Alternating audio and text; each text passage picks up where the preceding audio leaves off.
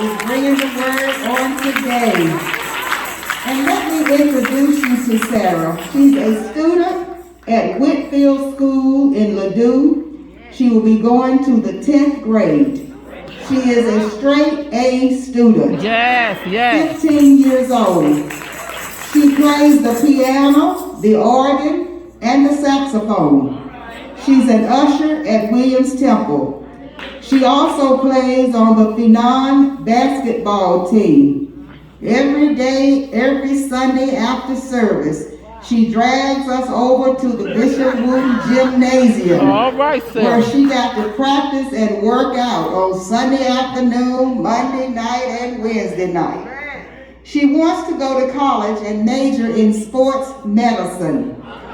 She's in the process of starting a youth ministry group called Amplified Ministries. Amen. She is the founder and the director, and you'll be hearing more about this ministry. She's innovative, creative, and obedient. Yes. She's an aspiring evangelist. Yes. She's a great speaker. Yes. And she develops and writes her own messages. All right, Sarah. Mama doesn't do it, Daddy doesn't do it. She writes her own messages. She is saved, sanctified, and filled with the Holy Ghost and loves the Lord. Now, when we go to the store and go shopping, she doesn't come out with a lot of snacks and cookies and candy. Guess what she comes out with? She comes out with a thick novel written by T.D. Jakes. The baby shops for novels. Go ahead, Sarah. And she reads and she reads. She is fervently a prayer warrior. She seeks God. She goes on 21-day Daniel's fast without our knowing and without our permission. She does it between her and God. All right. I'm presenting to you today, all the way from Uganda, East Africa, our baby, Sarah Marcella Wooten. And after she finishes the message that the Lord gave her, we're going to turn it into the hands of Pastor Eddie Truman. Now, this baby put this message together by herself. And we told her, Sarah, we got to hear it before you bring it to the saints. I don't think she really wanted us to hear it, but she did let us hear it. And saints, it is a word from the Lord. It is a word from the Lord. Stand to your feet and say, Lord, send your word. Bless Sarah Wooten. And she goes as the Lord leads her. Come and let the Lord use you.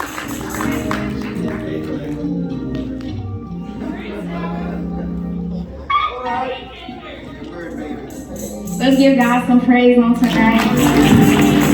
Let's give God some praise on tonight. Listen, I give honor to God, to Bishop Wooten, and to Lady Wooten, and I'm saved, sanctified, and filled with the Holy Ghost. I also give God honor to the second and first assistant pastors of Williams Temple. Lord, my scripture, we're going to get right to the scripture. My scripture on today is Luke 8:43 through 48. And it says, and a woman having an issue of blood 12 years, who had spent all her living upon physicians, and could not be healed of any, came behind him and touched the borders of his garment. And immediately her issue was snatched. And Jesus said, who is that touched me? And when all denied, Peter said, and they that were with him, Master, the multitude has pressed thee and crushed thee. And Jesus said, someone has touched me, for I perceive the power has gone forth from me. And when the woman said that she was not hid, she came trembling and falling down before him, and declared in the presence of all the people that because she touched him, and now she was healed immediately. And he said unto her, Daughter, thy faith has made thee whole. Go in peace. Y'all can be seated. My topic on today is before and after the miracle. Before and after the miracle. People of God, we know in order to get a promotion on a job, you have to do something before it. And after you get the promotion, you have to expect something comes with it. This message is not about the miracle that happened with the woman with the issue of blood. This message is not about a miracle, because we know God was and still is a miracle worker. We look a couple verses before this particular text and see that God was a miracle worker. We see that he opened the blinded eyes and healed the sick and raised the dead. And and many times in this church, we see that God was and still is a miracle worker. Yes. But this message is for the people that know God is still and is a miracle worker. This message is for the people that have some stuff in their life that the doctor couldn't fix it, the lawyers couldn't fix it, the counselor couldn't get a hand on it. And the only one that could fix it, people said I wasn't good enough to be seen by him because I had too big of an issue. Yeah. This first verse in this particular text, verse 43 says, and a woman having an issue of blood for 12 years. We can stop right now. People of God, many of us will look over this text, but in order for an issue, it has to be debatable. Let me say it again. In order for something to be an issue in your life, in your situation, it has to be debatable. We must understand that an issue means an important topic or problem for debate or discussion. Many of you should have praised them right there, because when the person said in your life that you were dying, God said no. When the teacher said you couldn't be something, God said yes. When your mama or your daddy said that you would not be something, God said no. We must understand a little background of this disease that this woman had. We must understand back then, when they said that you had this disease, you were claimed unclean. But in order for something to be an issue, it has to have two sides of it. Meaning, if two or more people do agree on something, it cannot be an issue. Someone should have opened their mouth right there, because when the doctor said I was nothing, when the doctor said I was dying, God said no. When they said I was not going to be anything, God said yes. And when they said you couldn't be fixed, God said you were never broken.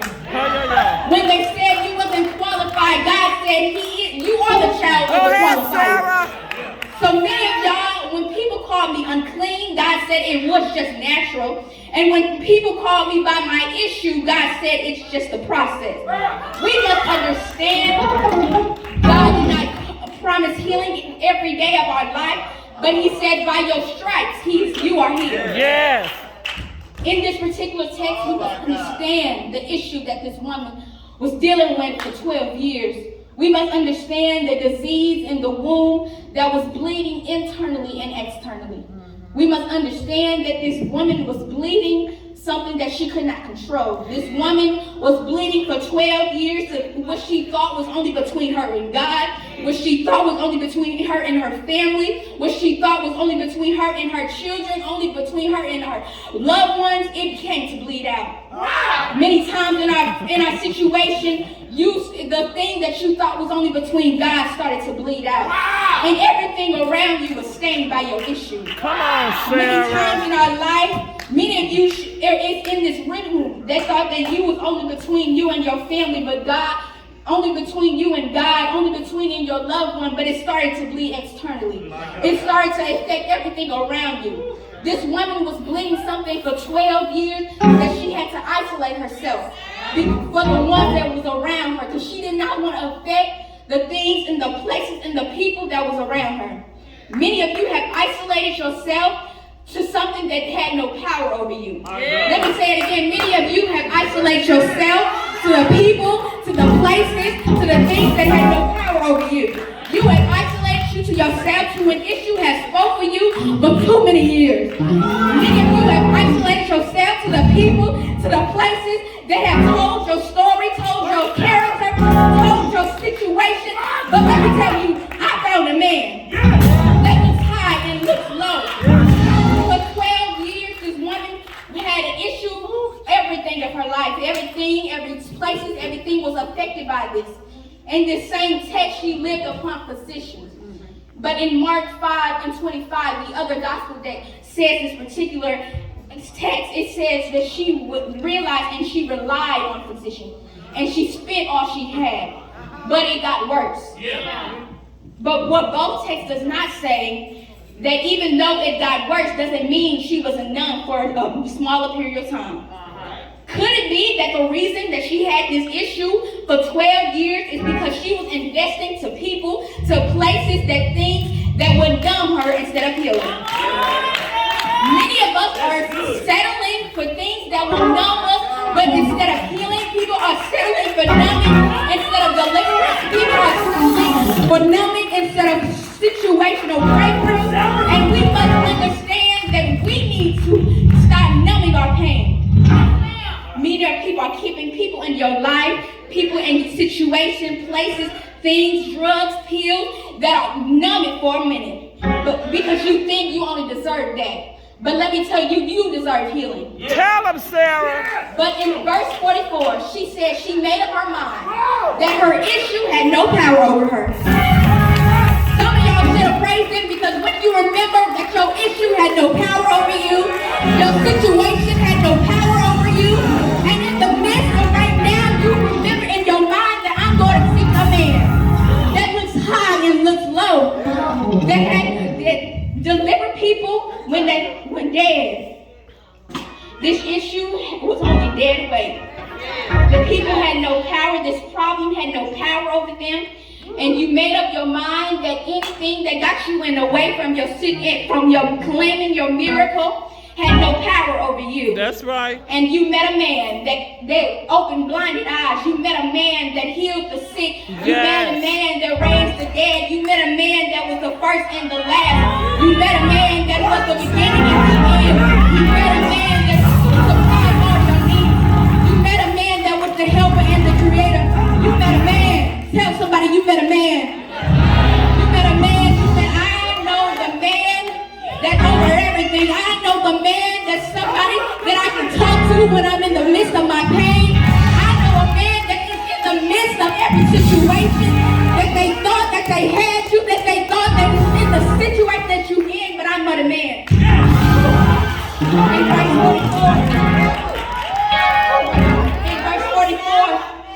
In verse 44,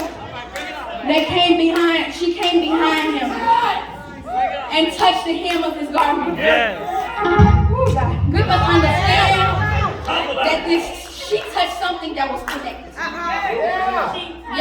Y'all missed that? She touched something that was connected to him. Ooh, God. This woman touched something that was connected to him. She couldn't actually get to him because the people around her thought they could stop her. But they did not know that if you just touch the connection, that she made up her mind, if I just touch the connection, tell your neighbor, touch the connection.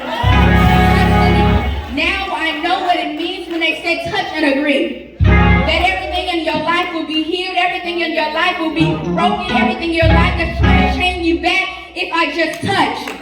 Now I know when they say, if any sick among you, call for the elders of the church. Because just because I got the connection, I will be healed. If you just touch the connection, tell your neighbor, I touched the connection.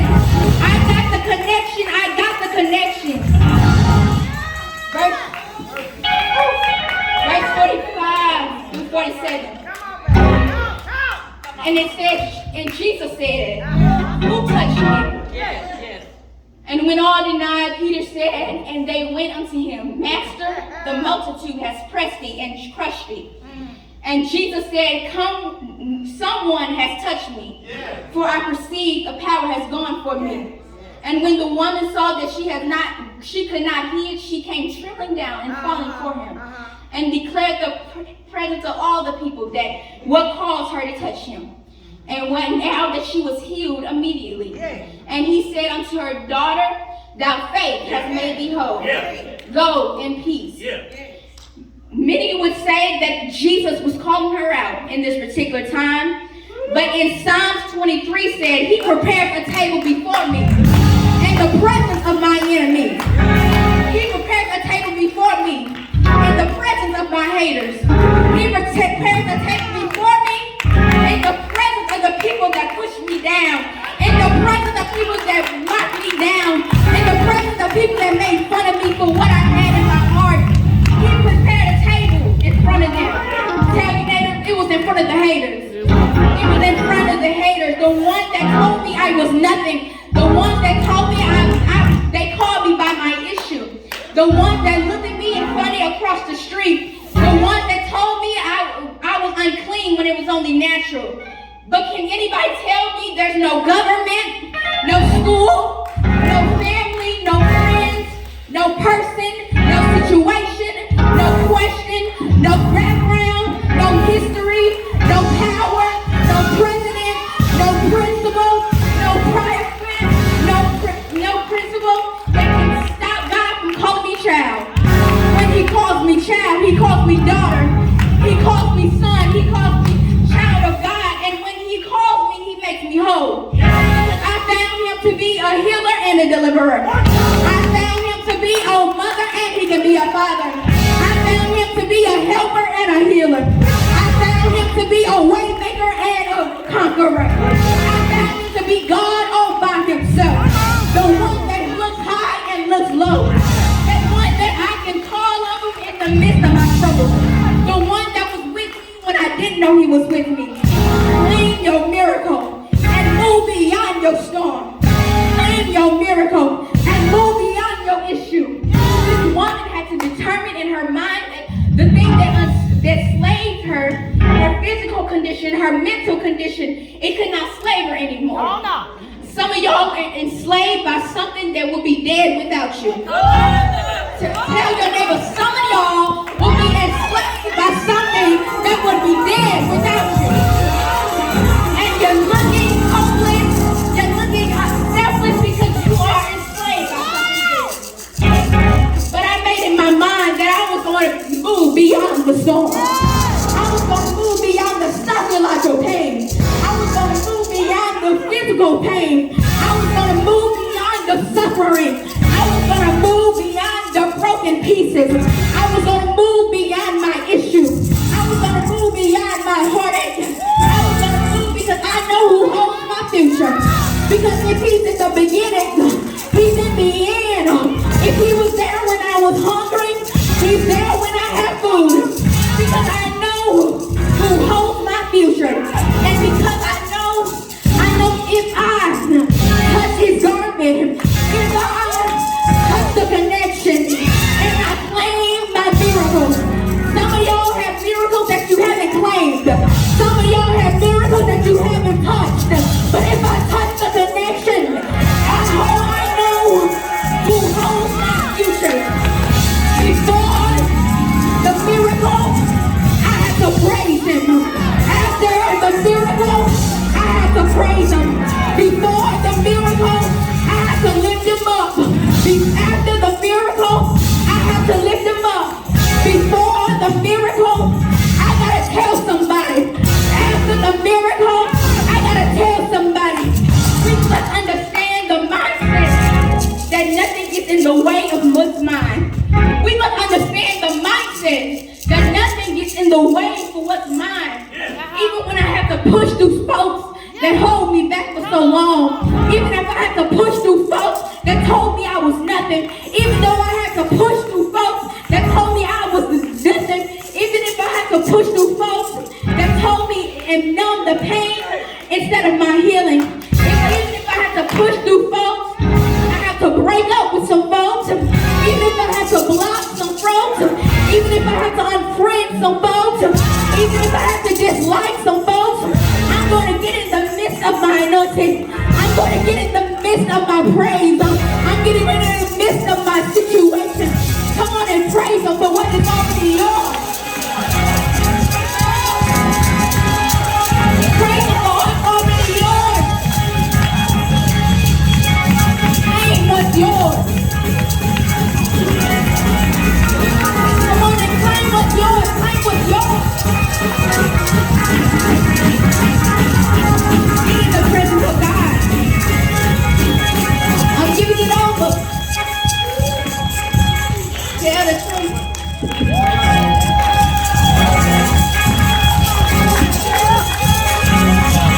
It ain't nothing for you to do but praise him. I need all the folk in the room that's gonna claim your miracle to get on your feet and go to praising him. Like your miracle just showed up. Somebody praise him. I need all the folks who need the miracle.